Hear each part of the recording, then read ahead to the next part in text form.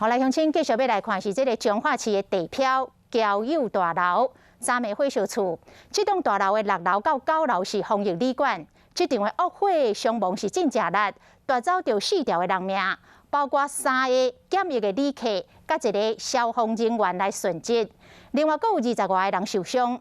这个大火烧9点钟才来控制，火烧厝当时的画面真惊人。 真侪消防车赶到交友大楼火警的现场，敢若看到真侪浓烟对他们冲出来，佫直直对楼顶去。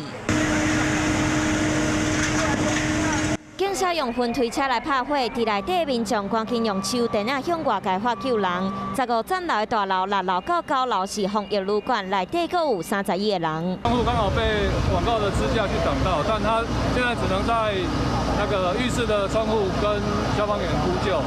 加上伫外口的祈祷，分推车陆续家伫内底民众救出来，其中阁有一对双生啊，救护人员赶紧替因穿防护衫。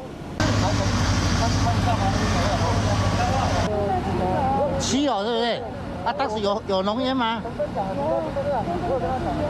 看新马某，干嘛交欢乐哦？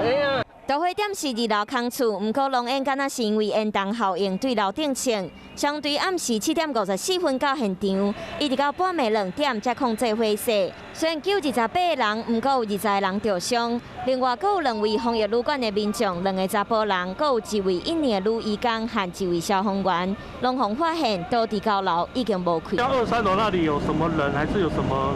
他是没有人。